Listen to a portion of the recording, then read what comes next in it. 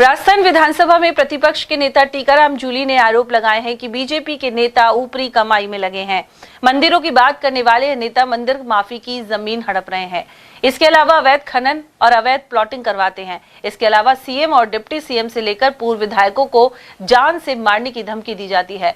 जूली शुक्रवार को अलवर में खुद के कार्यालय पर मीडिया कर्मियों से बातचीत कर रहे थे।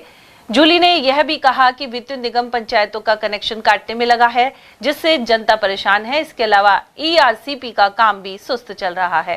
देखिए, मैं लगातार जो है जन सुनवाई करता हूं और अलवर आता हूं तो विशेष रूप से पूरे जिले के लोग यहां पे उपस्थित रहते हैं। जहां तक काम की बात है तो सरकार का जो रवैया है वो गरीब लोगों के प्रति, आम जनता के प्रति पॉजिटिव नहीं है। आज भी लगातार जो है पानी की भारी समस्या बनी हुई है अलवर के अंदर, अलवर ग्रामीण के अंदर, और पुलिस का इतना बुरा हाल है कि लगातार शिकायतें हमारे पास आती हैं कि पुलिस की जो तफ्तीश है वो अच्छे से नहीं हो रही है।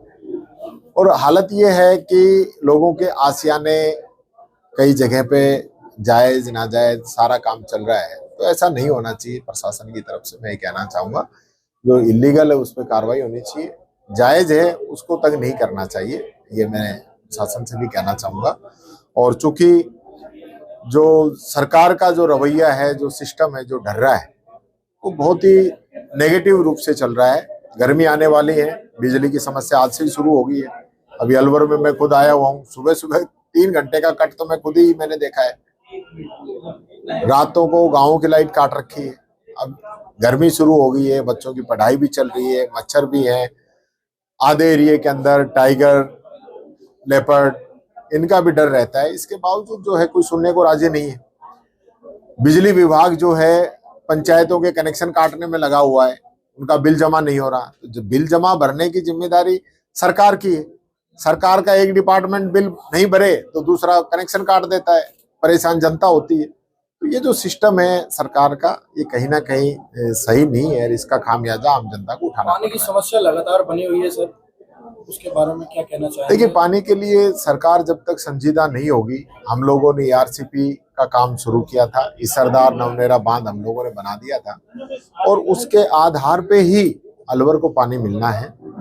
सरकार जल्दी करे तो वो पानी समय से आ सकता है, लेकिन जिस रफ्तार से ये सरकार चल रही है तो इनके समय में तो एक बूंद पानी की तो छोड़ दो, लाइन भी अगर ये अलवर की बिछा दे तो बड़ी बात होगी। बीजेपी का शासन है, बीजेपी के नेताओं को जान से मारने की धमकी मिल रही है, क्या करेंगे? आज मुख्यमंत्री जी को फिर धमकी मिल गई, 2 दिन पहले डिप्टी सीएम साहब को धमकी मिल गई। तो ऐसा लग रहा है जैसे मजाक हो रहा है, ये सरकार चल रही है, एक सर्कस चल रहा है। उधर नेता प्रतिपक्ष जूली ने भाजपा पर लोकतंत्र के हनन के आरोप भी लगाए। उन्होंने कहा कि विधानसभा में दोनों पक्षों को समान रूप से लेकर चलने की जिम्मेदारी आसन की होती है, लेकिन संसद में राहुल गांधी को और राजस्थान विधानसभा में उन्हें बोलने से रोका जाता है।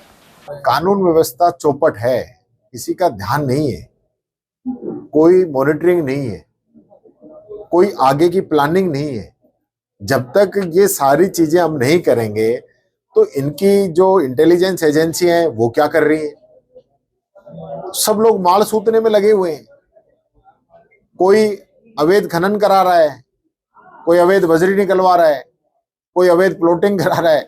इसमें पूरा प्रशासन लगा हुआ है, सरकार को चिंता है नहीं। आपके क्षेत्र में कुछ नेता सरकारी जमीन और मंदिर माफी की जमीन पर कब्जा करके प्लॉटिंग कर रहे हैं, क्या लगता है आपके एक्शन ज्यादा कब्जा कर रहे हैं बीजेपी? हमारा एक भी नेता ऐसा नहीं मिलेगा आपको। बीजेपी के लोग हैं जो मंदिर की बात करते हैं, मंदिर माफी की जमीनों पे कब्जा करते हैं। मैं तो कहना चाहूंगा प्रशासन से सख्त एक्शन ले, उन पे कार्रवाई होनी चाहिए। मैंने तो विधानसभा में भी इस मामले को उठाया था। डॉक्टर किरोड़ीलाल मीणा अपने ही नेता पर जमीन माफी की कार्रवाई कर रहे हैं, क्या करेंगे? डॉक्टर किरोड़ी जी तो मुख्यमंत्री जी पे भी आरोप लगा रहे हैं कि रोज 1 करोड़ की 7 करोड़ की बजरी निकल रही है, उस पर कार्रवाई नहीं हो रही। किरोड़ी जी सही कह रहे हैं, किरोड़ी जी की बात को सरकार को सुनना चाहिए।